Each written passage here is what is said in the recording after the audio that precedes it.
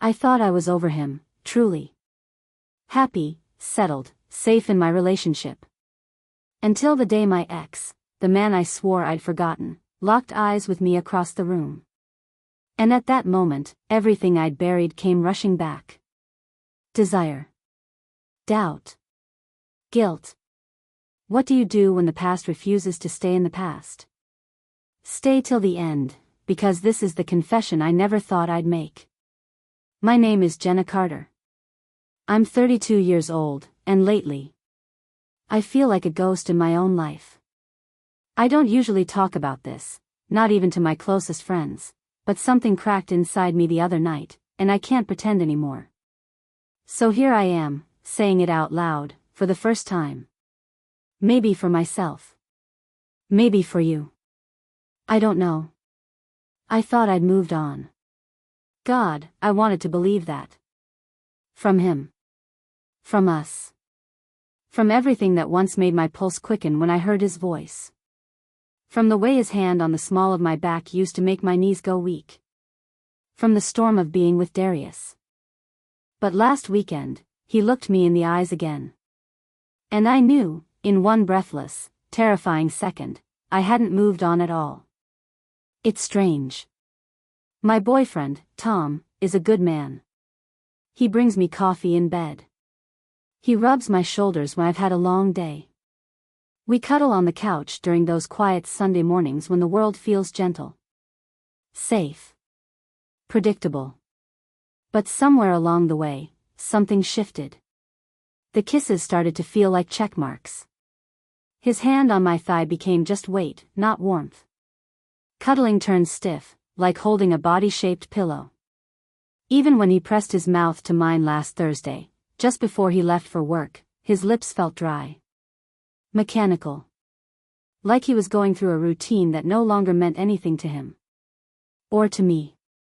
I held him tight that morning, tighter than usual, hoping to feel something spark, but it was like hugging a stranger who expected something from me.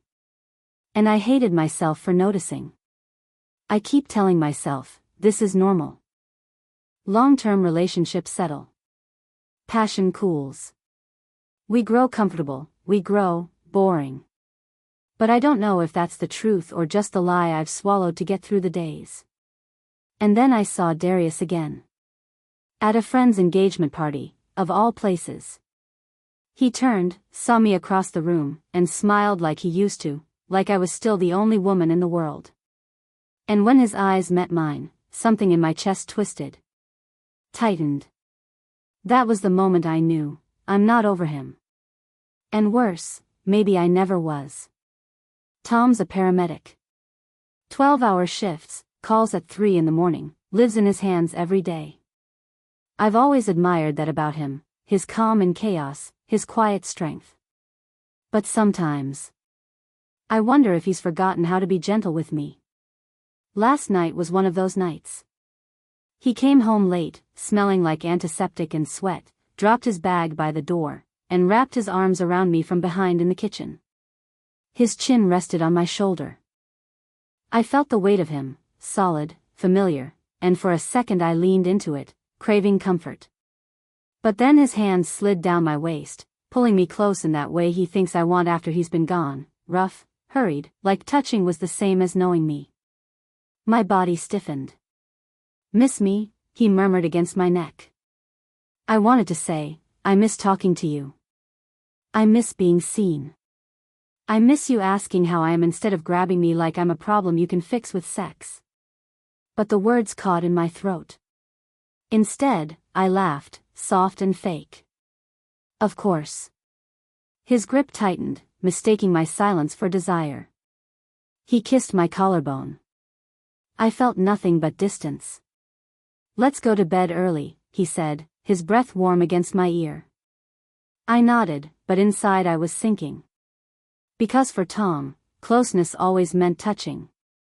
But for me, I needed his eyes, his words, his attention, not hands trying to erase something I hadn't said.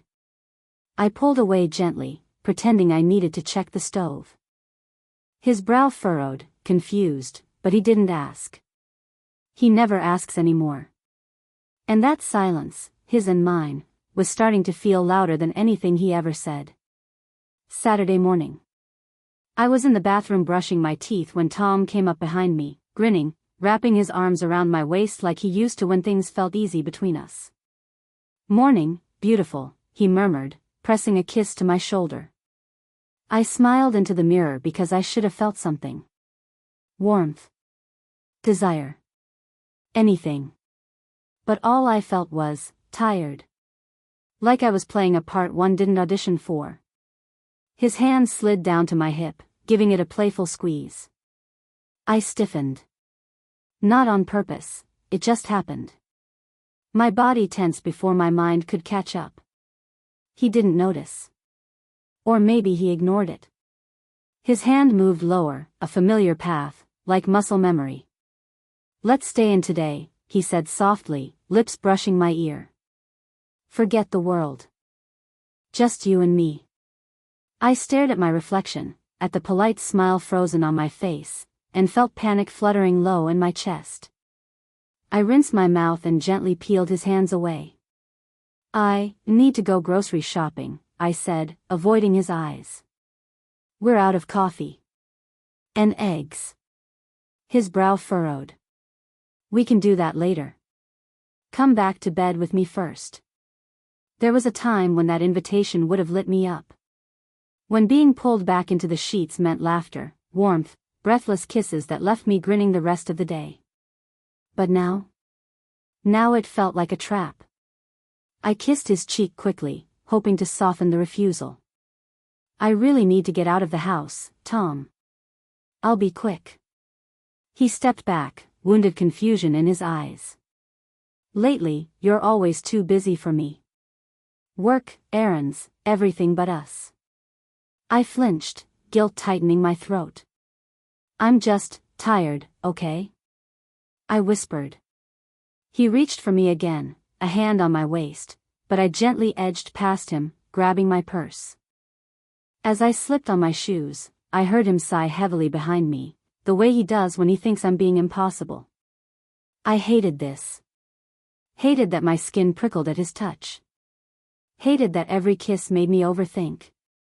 And worst of all, I wanted him. But I didn't. Why does everything have to turn into sex? It happened over dinner. Of all places. We were sitting across from each other at our favorite little Italian spot, the one where Tom first told me he loved me, 3 years ago. Candles flickered softly. The smell of garlic and wine hung in the air. The setting was perfect. But I felt nothing. He reached across the table, took my hand gently in his, and smiled that steady, reliable smile. "Jenna. What's been going on with you lately? You've been so distant." Did I do something? The words caught me off guard. I stared down at my untouched pasta, twisting the fork absently, feeling the tightness in my chest grow sharper. "No, you didn't. I'm just tired," I said quickly, swallowing hard. "It's more than tired," he pressed, voice low. "You barely touch me. You always pull away. You used to want me all the time, and now it's like you can't stand to be near me." I flinched. His words, honest, maybe even fair, stung like needles. "Maybe because everything with you always turns into sex," I snapped before I could stop myself. My voice was sharper than I meant. "You think touching me is the same as loving me. It's not, Tom. I want you to see me, not just grab me like I'm somebody to roll into bed." His eyes widened, stunned. Where the hell is this coming from? Tears blurred my vision. My throat burned. From me, Tom. From feeling invisible. From feeling like I could drop dead and you just keep going because at least the laundry's done and the fridge is full. He leaned back, arms crossed, jaw tight. Silent. Angry. Or maybe just confused. I covered my face with my hands, shoulders shaking. People at nearby tables glanced our way. I felt their eyes, their quiet judgment. What the hell was I doing? I wiped my tears quickly, shame flooding my chest. This wasn't fair. Not to him. Tom wasn't cruel. He wasn't a bad man. He just didn't know, because I'd never really told him. And deep down, beneath the tears and the anger, I knew why this was happening. Because last week, Darius had looked at me. And in that one simple glance, he saw me. God help me, but I wanted to be seen. Days turned into weeks. The house grew quieter. Colder. Tom stopped reaching for me in the mornings. No arm around my waist as I poured coffee. No kisses before work. No teasing texts in the afternoon asking what I was wearing or if I missed him. He moved like a man carefully stepping around something broken, like if he touched me the wrong way, I'd shatter completely. I caught him once, sitting at the edge of the bed after his shift, still in uniform, staring at the floor like he'd forgotten how to undress. His shoulders sagged. His face was tight with worry and sadness. It hurt to see him like that. I missed him. God, I missed the way his hand used to find mine in the dark without thinking. I missed his stupid jokes when I was cranky in the mornings.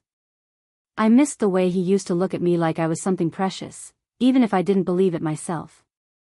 But I didn't know how to bridge this distance anymore. Every time I opened my mouth to apologize, to explain, the words died.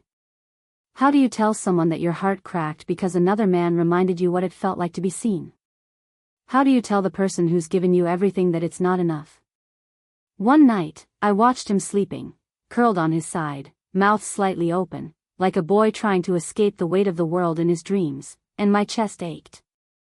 He wasn't the villain. He was just lost. Like me. And I had to decide, try to find our way back, or let him go.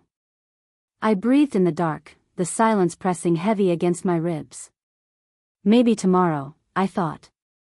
Maybe tomorrow I'll know. It didn't happen in a fight. No shouting. No slamming doors.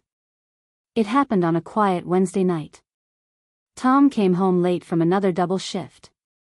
I was sitting on the couch, blanket pulled over my knees, pretending to read, but really just staring at the same page for half an hour.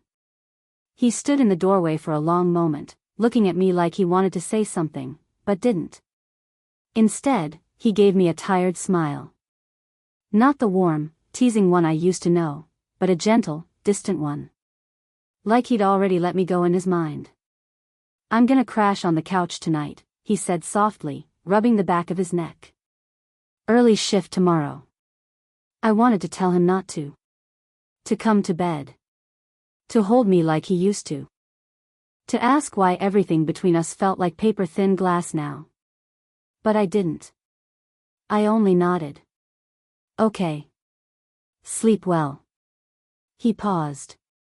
Then crossed the room, leaned down, and kissed my forehead, slow, careful, as if sealing something shut. It broke me. Tears stung my eyes as he pulled the blanket tighter around me, his hand brushing my cheek, tender, but hollow. Like a goodbye disguised as kindness. Neither of us said the words. We didn't have to. The space between us was too wide now. Darius's gaze had opened a door inside me I couldn't close.